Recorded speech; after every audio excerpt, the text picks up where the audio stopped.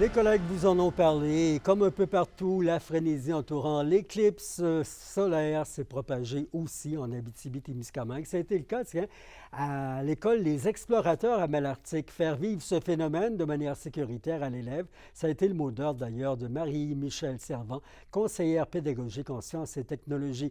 Autant de son côté que pour les enseignants rencontrés, elle espère que les astrophysiciens en herbe du centre de service scolaire se rappellent de l'expérience toute leur vie.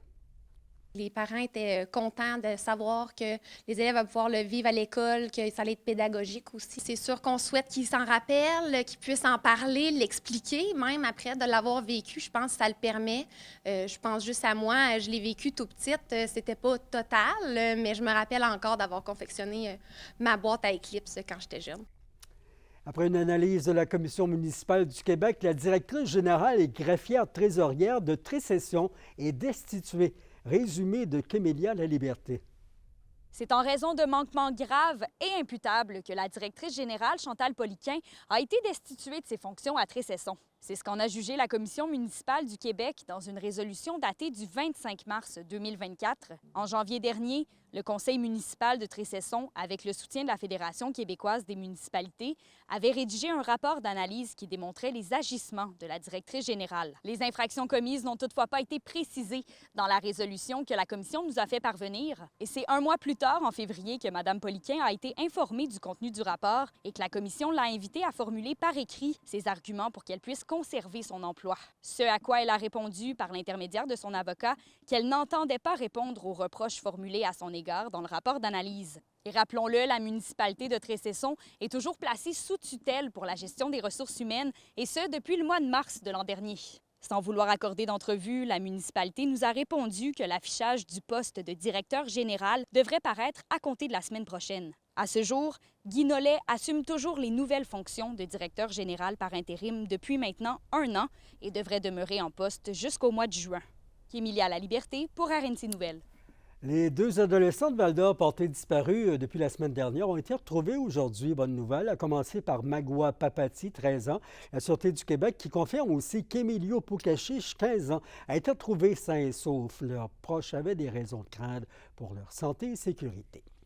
Et le cardinal Marc Ouellet a été condamné à verser 50 000 pour avoir sans motif, dit-on, congédié une religieuse. Selon Le Devoir, en 2011, sœur Marie Ferréol aurait dénoncé des dérives et faits graves dans sa communauté, congrégation qu'elle a ensuite quittée, ce qui aurait motivé le Vatican à la renvoyer.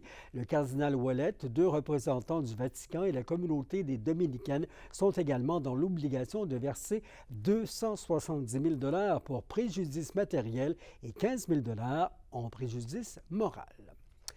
Le ministère de l'Immigration, de la Francisation et de l'Intégration s'affaire toujours à mettre en place la nouvelle direction régionale à Rouyn-Noranda. 9 des 14 postes nécessaires au fonctionnement de la direction sont comblés.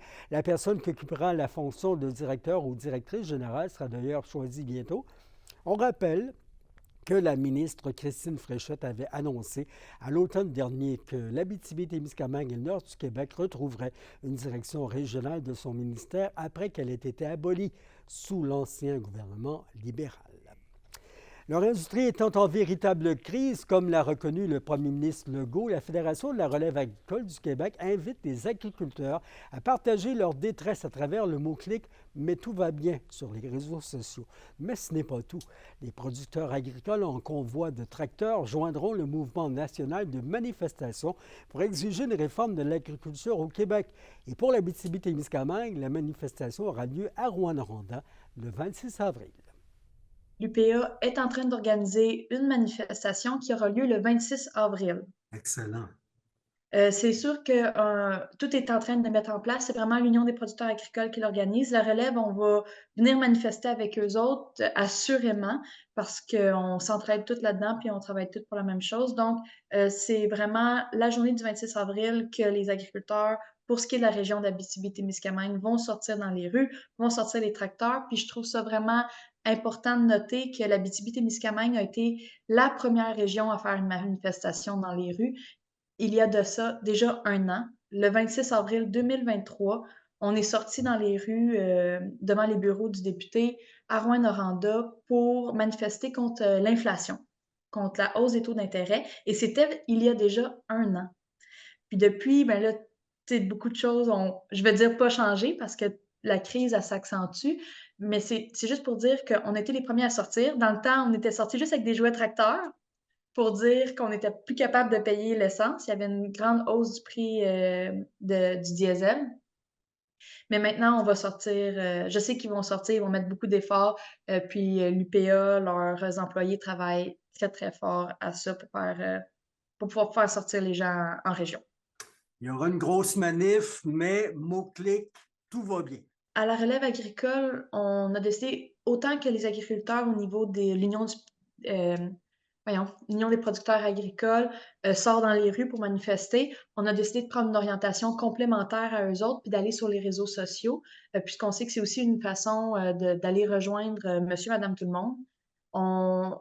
C'est quelqu'un en Mauricie qui avait eu cette idée-là brillante, juste de prendre un tableau puis d'écrire un message d'une réalité qu'on vit, d'utiliser le sarcasme qui est pas toujours facile à utiliser parce que c'est pas toujours facile à trouver, mais c'était une façon pour nous autres, un mouvement pour sensibiliser les gens à la réalité de l'agriculture, aux sacrifices qu'on fait pour le métier, pour nourrir le Québec, pour développer le garde-manger du Québec. Donc, c'est vraiment un mouvement sur les réseaux sociaux pour dénoncer les sacrifices, les défis, les enjeux que l'on vit pour garder l'agriculture sur le territoire.